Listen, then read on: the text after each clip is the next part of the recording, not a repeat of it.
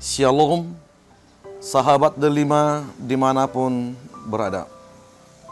Firman Tuhan dalam ibadah minggu hari ini dari Yehezkiel 36 ayat 22 sampai ayat 27.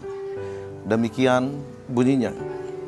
Oleh karena itu katakanlah kepada kaum Israel, beginilah firman Tuhan Allah, bukan karena kamu aku bertindak, hai kaum Israel, tapi karena namaku yang kudus yang kamu najiskan di tengah bangsa-bangsa di mana kamu datang. Aku akan menguduskan namaku yang besar, yang sudah dinajiskan di tengah bangsa-bangsa, dan yang kamu najiskan di tengah-tengah mereka. Dan bangsa-bangsa akan mengetahui bahwa akulah Tuhan. Demikianlah firman Tuhan Allah, manakala aku menunjukkan kekudusanku kepadamu di hadapan bangsa-bangsa. Aku akan menjemput kamu dari antara bangsa-bangsa dan mengumpulkan kamu dari semua negeri, dan akan membawa kamu kembali ke tanahmu.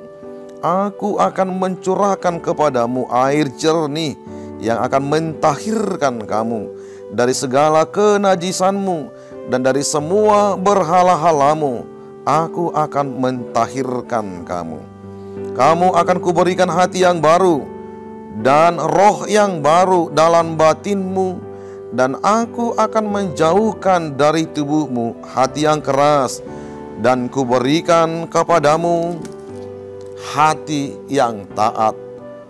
Rohku akan kuberikan diam di dalam batinmu, dan aku akan membuat kamu hidup menurut segala ketetapanku dan tetap berpegang teguh pada peraturan-peraturanku dan melakukannya. Demikian firman Tuhan. Saudara-saudara yang terkasih, Tuhan tidak akan pernah tinggal diam dalam rasa sakit hatinya melihat namanya yang kudus, melihat namanya yang mulia dicemarkan oleh bangsa-bangsa yang lain, dan bahkan oleh umatnya sendiri dari antara bangsa-bangsa yang lain. Tuhan mengubah pribadi bangsa Israel itu tidak mudah seperti apa yang kita bayangkan. Untuk mengubah mental dan mengubah mindset dari budak menjadi prajurit, Tuhan membutuhkan 450 tahun untuk mengubah mereka.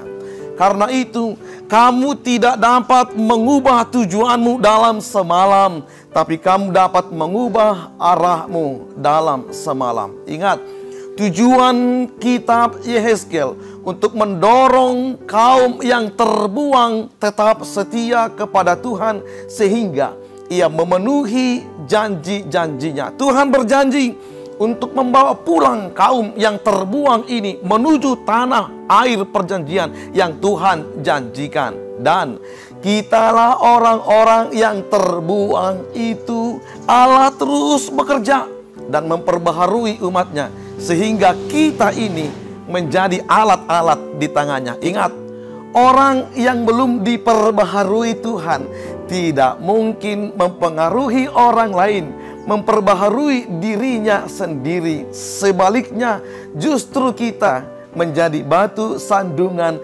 ketika hidup kita ini tidak diperbaharui. Lalu Allah terus bekerja, menyatakan kasih-Nya, menyatakan kuasa-Nya dalam hidup kita ini, mulai dari bangun pagi sampai pagi kembali. Oleh karena itu, harus ada kesadaran di dalam diri kita untuk merespon kasih daripada Allah. Karena itu, jangan pernah menunda-nunda waktu yang diberikan Tuhan. Kesempatan memperbaharui diri dimulai dari hari ini dan saat ini. Lalu, ketika Tuhan mentahirkan umatnya dari segala kesalahan, Tuhan membuat kota-kota didiami lagi kembali, dan reruntuhan-reruntuhan itu dibangun kembali oleh Allah. Karena itu, tanah yang lama yang tandus itu akan dikerjakan kembali sehingga umat akan berkata, tanah ini menjadi sama seperti Taman Eden. Perhatikan, Tuhan tidak memaksa kita untuk hidup menurut ketetapannya, tetapi sebagai orang yang telah dipulihkan dan diselamatkan.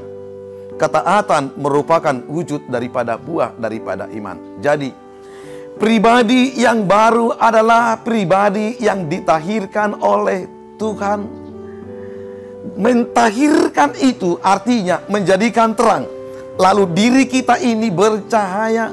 Tuhan sungguh-sungguh ingin mentahirkan kita dari segala kenajisan kita, sehingga kita benar-benar menjadi pribadi-pribadi yang baru, yang menjadi syarat utama dan syarat pertama menjadi bagian daripada umat Allah. Saudaraku, orang yang ditahirkan itu adalah orang yang ingin menjadikan dirinya murni, menjadikan dirinya kudus dan tidak terkontaminasi dengan kejahatan.